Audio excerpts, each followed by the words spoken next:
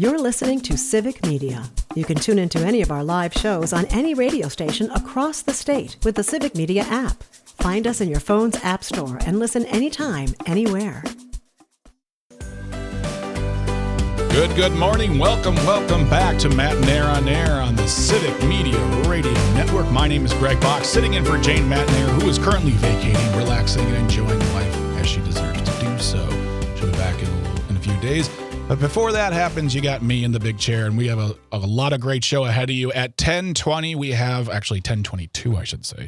10:22, we have Civic Media meteorologist and multi-award winner Brittany Merlot with the weather, talking about what's going on this Labor Day weekend, as well as other stories she is working on. At 10:35, Paul Noonan from the Acme Packing Company is going to be here to talk all things sports.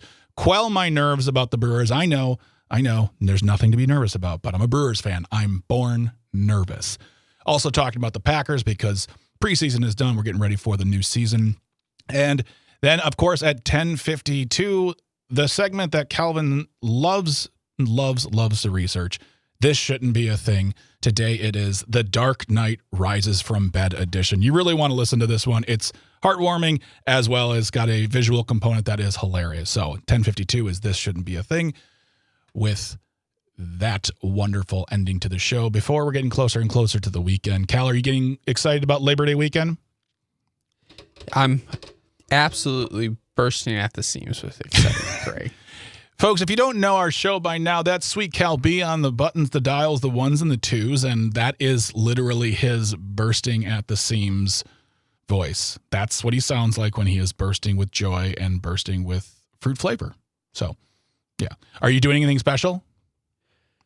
Not that I know of as of right now. It's probably going to be the usual low-key weekend. Gotcha. How about you, Greg? There's a lot of activity happening in the, not the Bach household per se, because this is not my bloodline family. That was weird to say bloodline family. What is this? The Old West. My wife's mother, my mother-in-law, it's her 80th birthday coming up next week, and the family's coming in from town. Everyone's coming this weekend, and we're going to be celebrating with cookout, with dinners, with hanging out, having fun.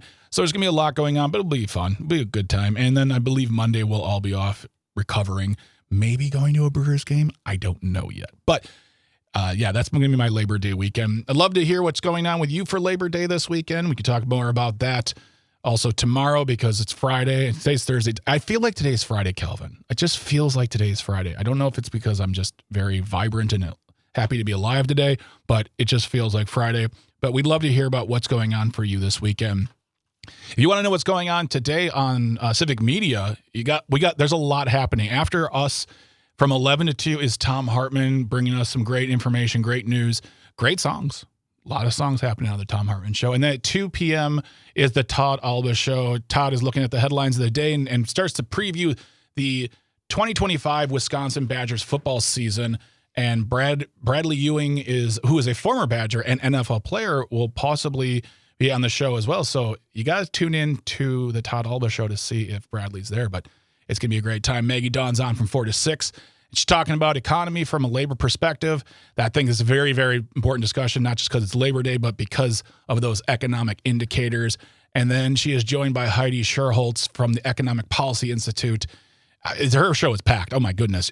I can't tell you everything. I don't have time. Just listen to the Maggie Dawn Show, 4 p.m. to 6 p.m. And then Nightlight with Pete Schwaba.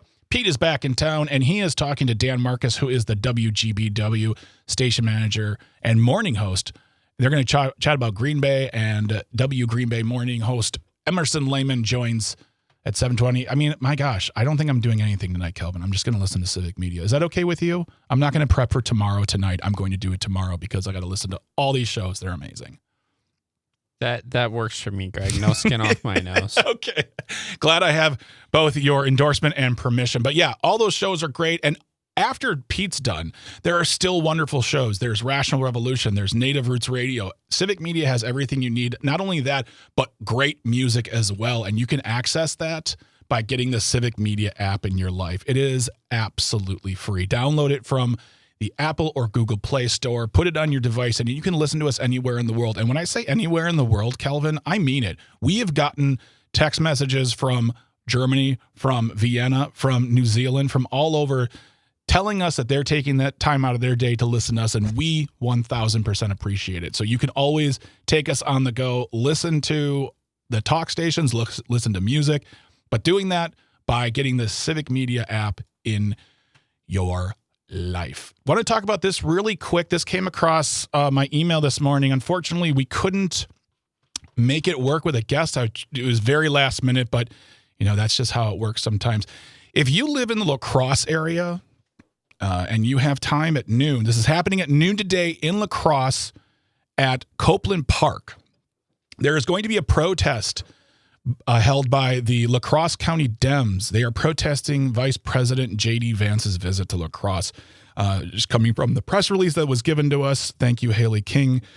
Today, the La Crosse County Dems will hold a protest in response to Vice President J.D. Vance's visit to La Crosse. Vance is visiting La Crosse to promote the GOP's Big Ugly Bill, which will strip health care from nearly 300,000 Wisconsinites, cost Wisconsin over $280 million, and threatens to close rural hospitals, including the one in the district in which he is visiting. Yes, that is, those, Calvin, you listen to the show every day because you're here. You have no choice. That's something we talk about every time we have a point to discuss the big bill for billionaires, the big blah, blah, blah bill, whatever you want to call it, maybe something less FCC compliant. But the knock-on effects and the absolutely devastating aftermath that's going to be this bill on Wisconsin, specifically on rural Wisconsin. Closure of hospitals, pulling people off of healthcare, stripping Social Security, knocking down SNAP by many, many nickels, no matter what Derek Van Orton will tell us. It's not one nickel that will be saved. It will be many nickels that will be lost because of this bill. Not to mention, and something I'm going to talk about in a moment here, is the defunding of the Corporation for Public Broadcasting. They are going to be closing either this month, I believe it's next month, they'll be closing their doors. And that was a major funding source, taking government money, federal money, our tax dollars, think about $1 billion a year, and distributing it to various public television and radio networks around the country. And I know the immediate thought is to go to NPR and to PBS, and that's great. Those are wonderful stations. I was watching Ken Burns baseball on PBS for the umpteenth billionth time yesterday. But we're not just talking about them. I don't want to claim that they'll be fine. They will have to find more funding. They will have to work harder to get funded. But those are national broadcasting systems. Those are national brand labels. People know them. I'm talking about public broadcasting that is maybe not connected to either the two entities. I'm talking about local stations here in Wisconsin. I'm talking about local stations in other states where you find your free news information as far as public broadcasting goes. And one of the things we talked about, I believe it was last week, we talked to Robert Pilot, speaking of Native Roots Radio, which is on 8 p.m. to 9 p.m. on Civic Media at Monday through Friday, talking about the closure of the the Corporation for Public Broadcasting and its effects. And one of the big effects on that will be on tribal stations. And if I'm not mistaken, in Wisconsin, there is only one tribal station in there, and I believe it's WOBJ. I might have that wrong. Let me just look that up real quick. I should have gotten that before. But WOJB, that's right. That comes out of that is serving the Lac Courte Oreilles Band and Lake Superior, Chippewa. The station's ability to operate is currently in jeopardy due to budget cuts because of the closure of the Corporation for Public Broadcasting. We had Robert on the show to talk about this. And if you listen on Labor Day, we're going to be doing a special new/curated best of show for you. We are going to include our interview with Robert Pilot talking about the fact that the closure of the public broadcasting, the closure of the Corporation for Public Broadcasting, it will affect NPR and PBS. It will have a greater effect on public broadcasting, not affiliated with those corporations, but it's going to have a huge effect on tribal radio stations. And in the Wisconsin Examiner, yesterday, Jennifer Shute with the byline, tribal radio stations wait on $9 million pledged in congressional handshake deal. Handshake. Not written down, not legislated, not passed, not discussed. Handshake deal. The tribal radio stations that are supposed to receive millions to fill the hole created when Congress eliminated funding for the Corporation for Public Broadcasting haven't heard anything from the Trump administration about when it will send the money or how the grants will be received. This doesn't seem like a good idea, but you have to do what you have to do to get your money, and I understand that. It goes on to say, unlike most government spending deals, the Handshake deal was between South Dakota Republican Mike Rounds, which negotiated with the negotiated with the White House budget director in exchange for Rounds' vote on the rescissions bill wasn't placed in legislation, so it never became law. So there was no guarantee that this $9.4 million in funding would happen. It was a handshake deal made in exchange for a vote, and the problem is no one knows when it's going to come or if it's going to come.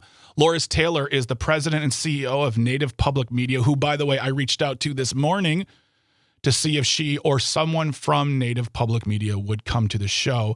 They are a network of more than 60 broadcast stations headquartered in Arizona. She has written to Rounds, Congressman Rounds, as well as the Bureau of Indian Affairs, which is a part of the Department of the Interior, about the handshake deal in July.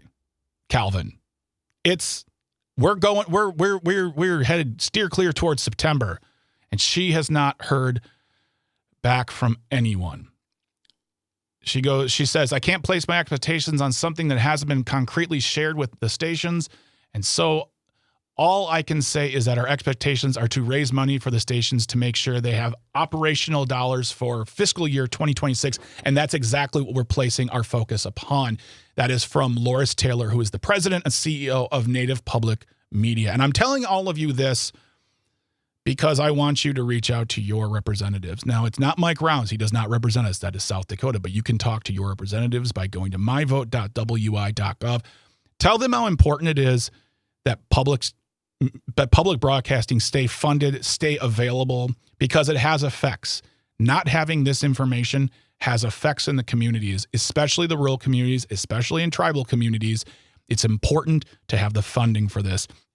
We also spoke to Kate Riley, who is the president and CEO of America's Public Television Stations.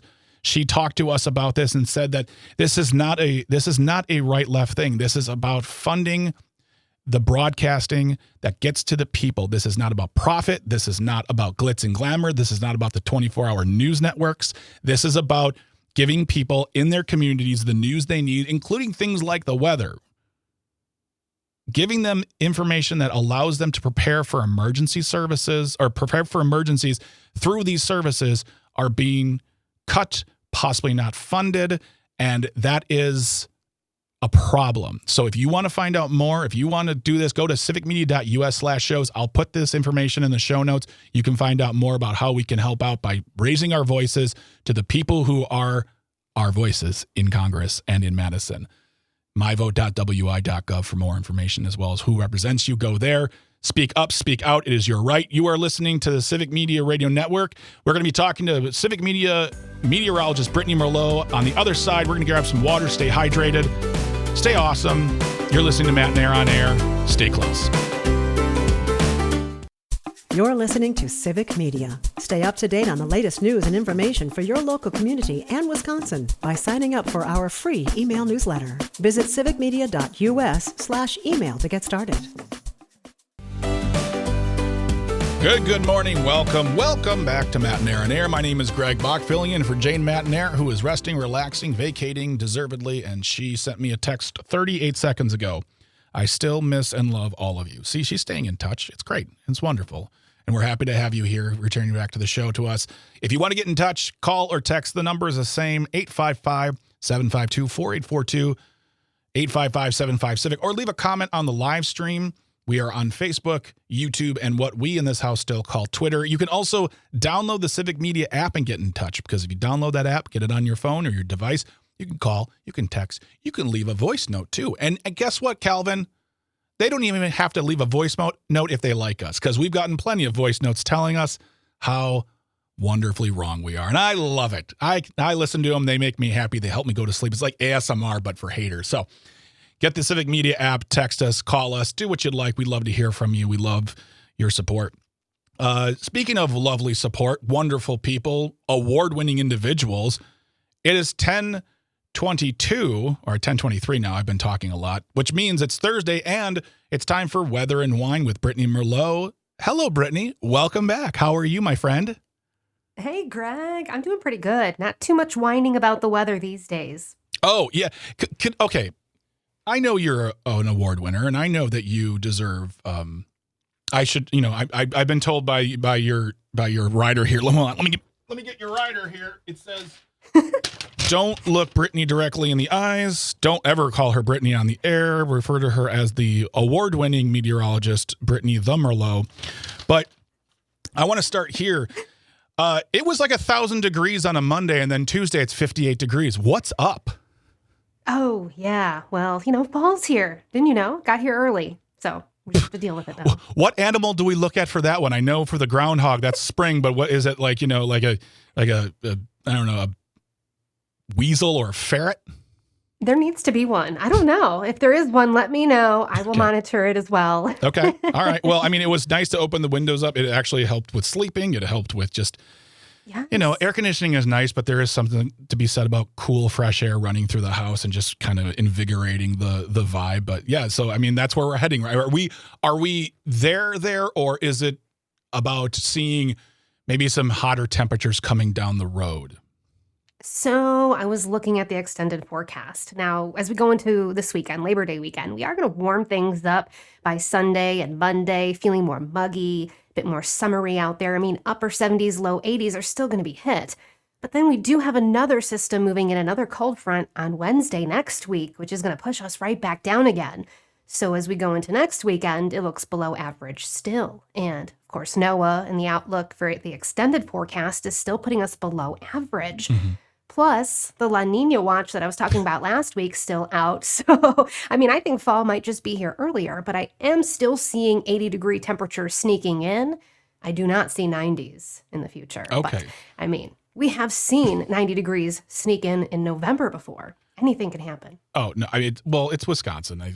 It could be raining locusts in 20 minutes. I'd be like, hey, it's Wisconsin. Now, one of the things and we've got a frost advisory too tonight. What? Wisconsin. Speaking of, way up north, Ashland, Iron, Vilas counties, they're going to be dropping to about 32, 35 degrees tonight in summer. Frost advisory out. It's beginning to look a lot like Christmas. I mean, literally, we have less than 4 months of shopping days left before Christmas. So sorry, didn't mean to put that anxiety on the listeners right now, but that's just the truth. That's how time marches on.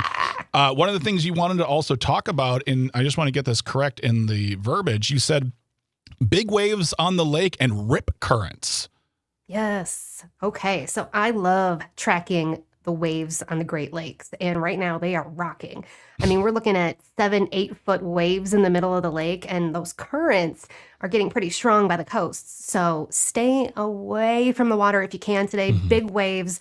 But if you are going to be out there, take the safety and precautions to stay safe. All right. Wear that life jacket. Don't try to look cool. Stay safe. I don't think I've ever heard anyone say that life jacket doesn't make me look cool. Although I don't have a lot of experience on boats, so I really can't tell you. But yeah, I would wear a life jacket. I've felt that way before, so that's why I preach it. I want the tan. I don't want this life jacket on. But then when you think about when emergency happens and it's not near you or on you, you can't really get to it. So I wear it every time. Rock the tan lines. And this is a situation in which the live stream is very important because if you look at Brittany, you can tell that tanning is something that can happen for her versus me, who I have to wear essentially SPF flannel shirt amount of sunscreen, and I still manage to burn indoors. So really, I don't think a life jacket's going to hinder or help my look of feeling cool. But yeah, you're a cool person. You've won awards. So anything else we need to know before we get out of here for the day? I just wanted to say that there's this really, really cool device that I just found out about. I'm doing a story on it, and it's a worldwide search and rescue satellite-aided tracking system. I thought this was just for, like a black box for plane crashes, big disasters. No, you can actually get a personal one. So if you're headed out this weekend into the woods, out boating, doing something in remote areas, this is the fastest way to get emergency rescue help They'll know exactly where you are. It's some pretty cool stuff. So I just wanted to throw that out there before people go out and adventure this weekend or play in the water, that there is something we can have with us to help just in case. And you're writing a story about that, you said? Yep. And you'll be able it'll to be on our website and everything later today with all the information. But it's a pretty cool thing. Yeah. All right. Well, you can go to civicmedia.us/news for that information. There's all sorts of great news, weather, sports, entertainment, Wisconsin, and politics. civicmedia.us/news. Brittany, thank you so much for being here today. I love talking to you during Weather and Wine, and I wish you nothing but warm weather and the most fashionable of life jackets. Thank you so much. Hey, I'm rocking the flannel right now. Flannel watch across Wisconsin. All right, folks, don't go anywhere because after the news, we are going to be welcoming Paul Noonan to the show to talk everything sports, Brewers, Packers, what's going on. Don't go anywhere. Get some water. Stay hydrated. You're awesome and amazing. And you're also listening to Matt and Air on Air on the Civic Media Radio Network. Stay close. Good morning. Welcome back to Matt and Air on Air on the Civic Media Radio Network. My name is Greg Box, sitting in for Jane Matinair, who's currently vacating somewhere. I'm not telling you, but she misses you, and she'll be back sooner than later. We're really happy to have you along for the ride today. If you want to call or text us, same number, 855-752-4842, 855-75-CIVIC, or leave a comment on the live stream that's being broadcasted on Facebook, YouTube, and what we in this house still call Twitter. Very happy to have him here today. It's Thursday, so that means it's time to break down all sports news with our sports guru, Acme Packing Company writer, Mr. Paul Noonan is back. Paul, how are you doing this morning? I'm doing great. How are you? I'm doing fine. Fine. As a Brewers fan, I am, as Wisconsin State Representative Francesca Hong would say, nauseously optimistic right now about the Brewers. I went to the game on Friday, and I think I went with political editor Dan Schaefer to the game on Friday against the Giants, and I will tell you this: it was the most roller coaster game I've ever attended. It was back and forth. I was angry, I was happy, and then at the end, when William Contreras, Yep, it was Contreras, hit that home run. It's that thing where our seats where you couldn't tell if it was going to be caught or if it was out of the park. And I screamed and yelled so hard that that thing of like blinding light comes over your eyes, and I almost passed out because I can't remember the last time I went to a game really that exciting. It was really exciting. It was great because we won, but good baseball, good offense, good defense. Not so much the rest of the weekend, and unfortunately the Euchre Day didn't do as well. But yeah, the Brewers are still the best team in baseball with a great record. They're still number one in the division with a 6.5 game lead. But you know this, Brewers fans are going, "Oh God, how are we gonna whiff this? How are we gonna whiff this?"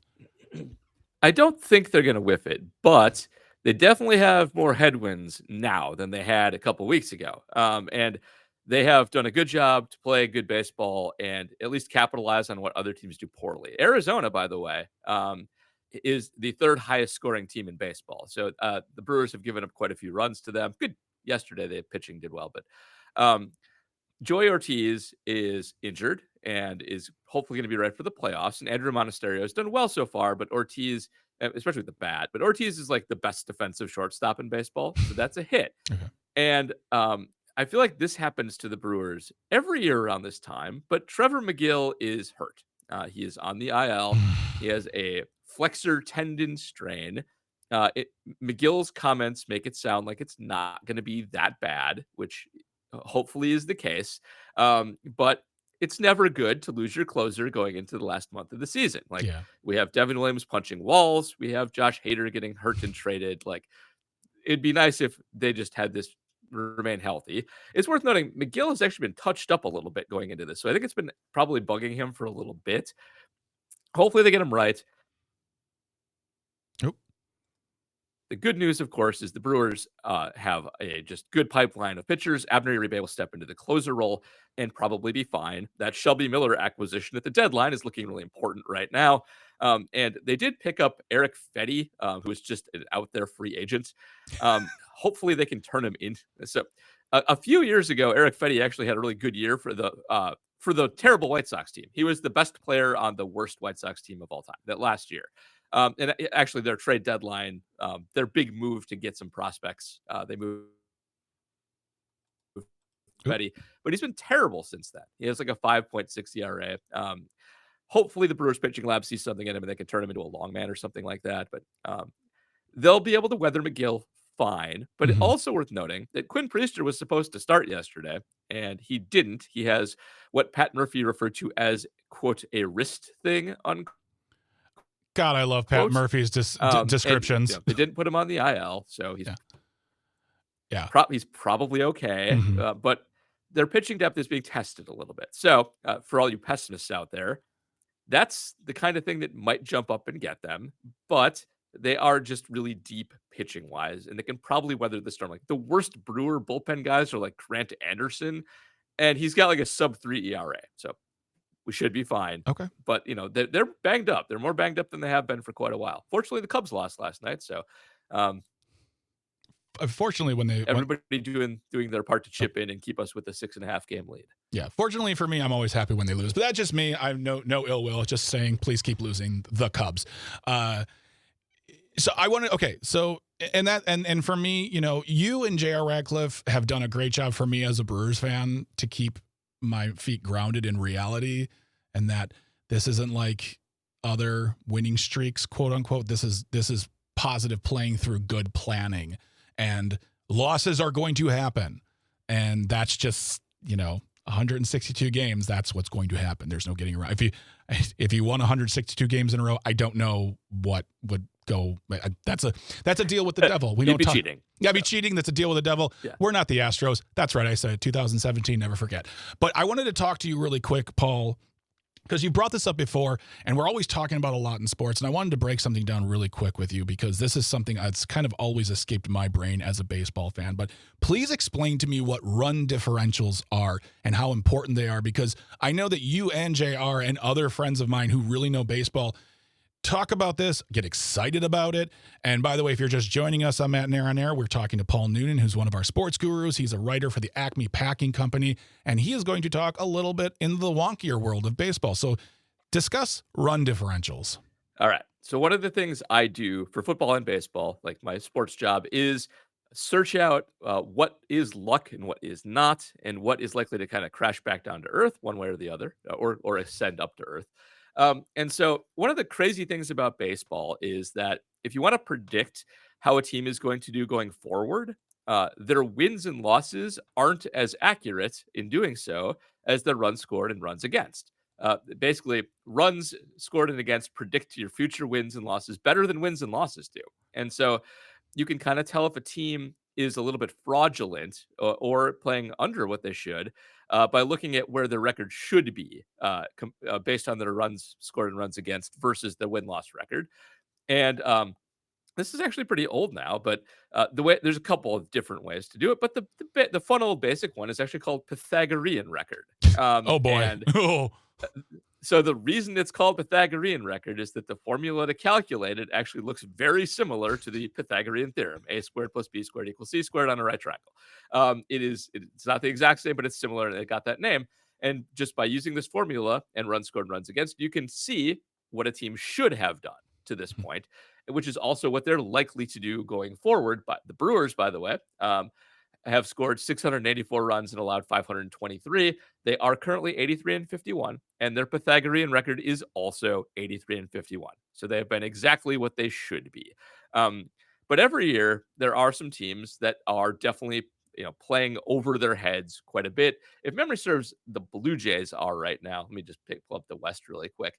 Over in the AL East, the Toronto Blue Jays have only outscored their opponents by 60 runs, and they're in first place by 4 games. The Yankees, who are in third, have outscored their opponents by 119. So that is a division where there may be some regression that's due to happen to one of those teams. And so the Blue Jays are good, but the Yankees are probably better. The Red Sox, by the way, plus 107, they're probably better too. And so that's the kind of thing we look at with run differential and why it's important. It is also important in football, by the way. Maybe more important in football because there's just so much more luck in football with turnovers and 17-game seasons than in baseball. And you can cheat run differential a little bit if your closer and your kind of back end bullpen is nails.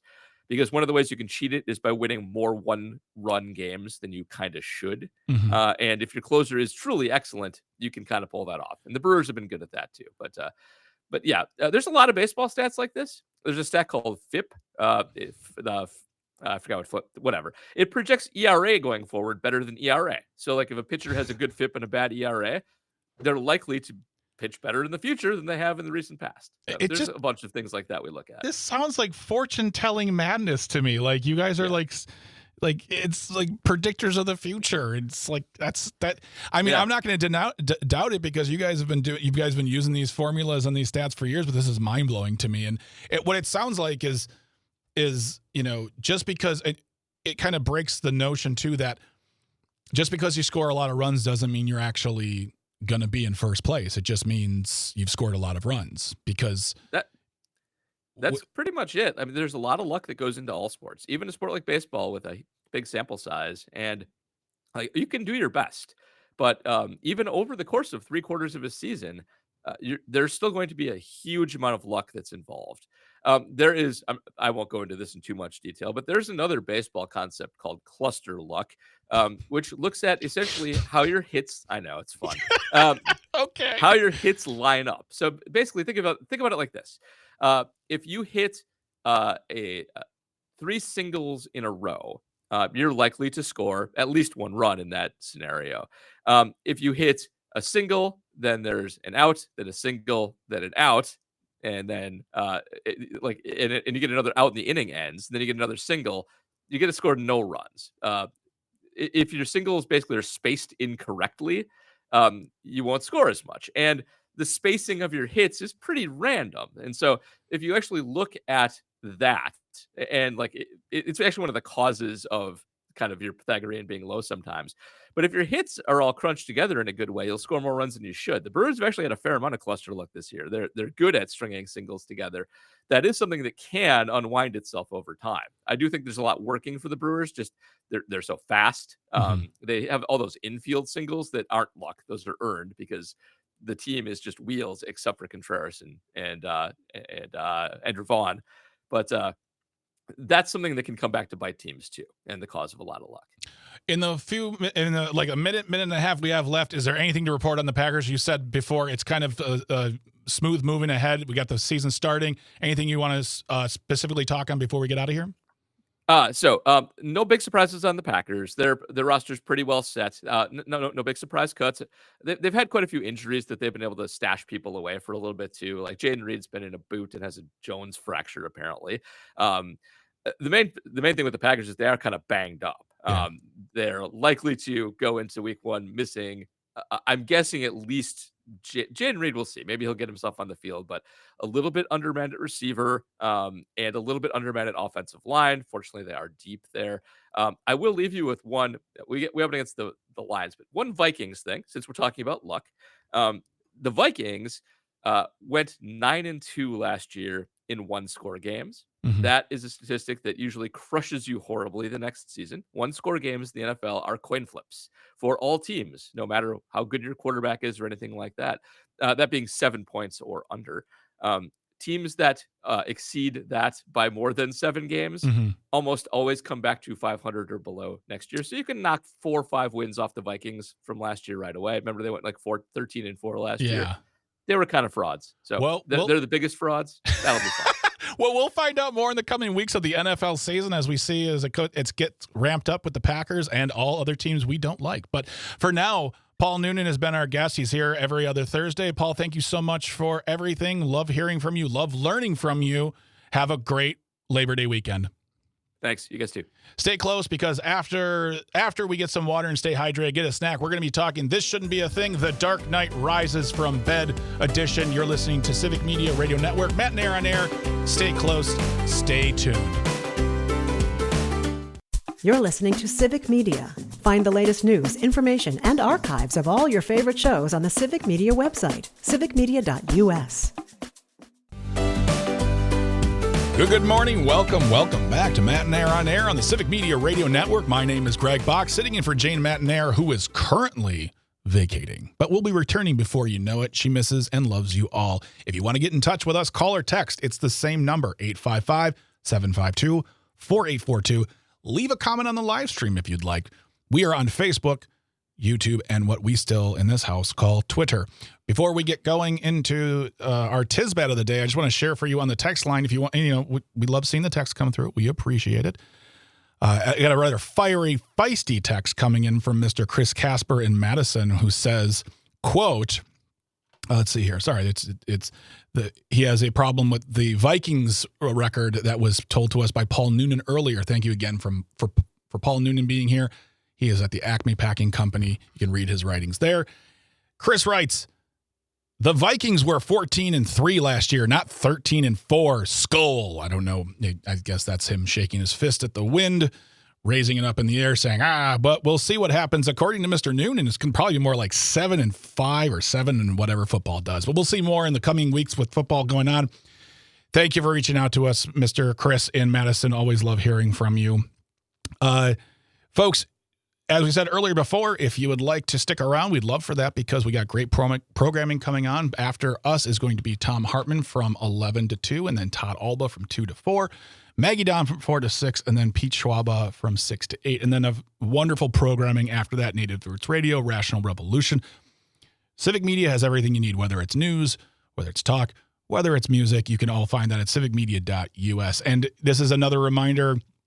Got about an hour if you live in the La Crosse area. There will be a protest at Copeland Park in La Crosse at noon today, and that is going to be protesting the visit of Vice President J.D. Vance in the city of La Crosse, as they believe La Crosse is one of the areas that will be hit hardest by the big bill for billionaires. But if you want to find out more, you can go to the WISDEM's website, but that is going to be held at noon at Copeland Park. If you live in the La Crosse area, feel free to participate. And if you go, call us, text us, let us know how it went. We'd love to hear from you and let us know what happens. But it is 10:55, Calvin. It is getting super late. That means it is time for This Shouldn't Be a Thing. And if you ever have a thing that you think should not be, send it in to Jane, Calvin, and me at Jane says at civicmedia.us, JANESAYS at civicmedia.us.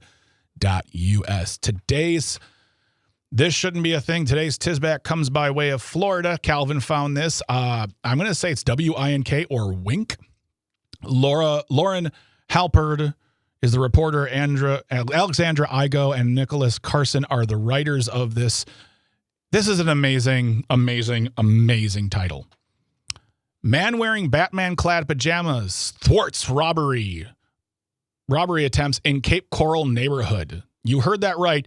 Man wearing Batman-clad I should be clad in Batman pajamas. That's how it should be written. But man wearing Batman-clad pajamas thwarts robbery attempts in Cape Coral neighborhood. And I think that's absolutely amazing.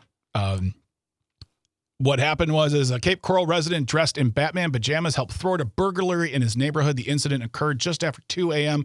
on Wednesday when police say 20-year-old Justin Schimple broke into several vehicles and a garage, stealing items like sunglasses, cash, and gift cards.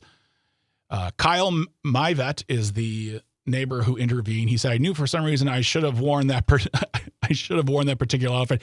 It seems like he was on, Calvin, to me, it seems like he was ready for action no matter what. Like he was wearing the pajamas and he was ready to fight crime and save neighborhoods.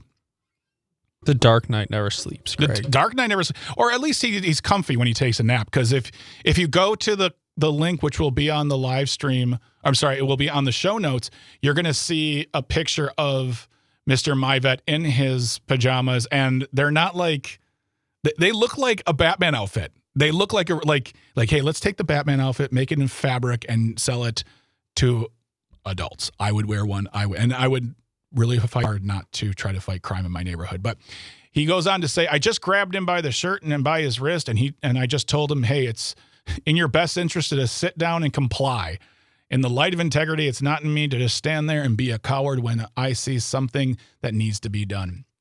Police showed up very quickly, they said, and it was commented by Lisa Greenberg, who is from the Cape Coral Police Department. I would never go as far as to encourage people to always do something like this because every circumstance is different. It's just a prime example of what we can do if we all work together as a community. And now you might be asking yourself, Calvin, listeners, why is this shouldn't be a thing? What shouldn't be a thing? And because I wanted to talk about this because a man dressed up in Batman pajamas thwarted crime, I just want to say the crime shouldn't be the thing. Mr. Schimple, I hope you learned your lesson. I hope you get things in order and do your thing. But I want to just send some praise to Mr. Myvet in Florida. And also, honestly, Calvin, it's about time Florida got a win.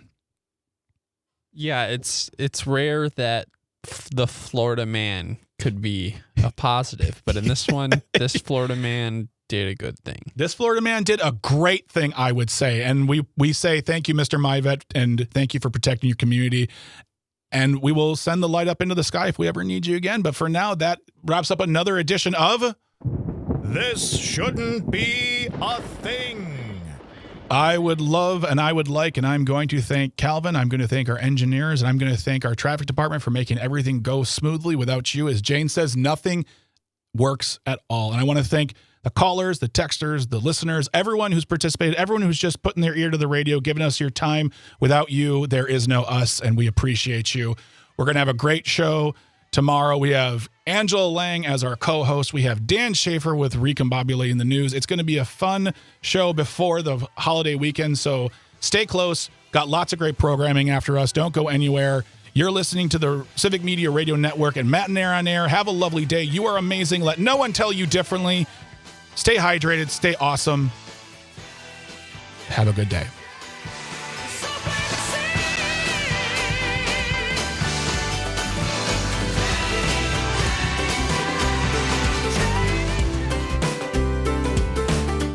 The national news cycle never stops, but it can be hard to find news about your local community. Civic Media is dedicated to providing quality local and state news coverage across Wisconsin. With the Civic Media app, you can get notifications about local stories that matter to you and your community. Find the free Civic Media app in your phone's app store and choose notifications from the menu to tell us what kind of news you want to hear about.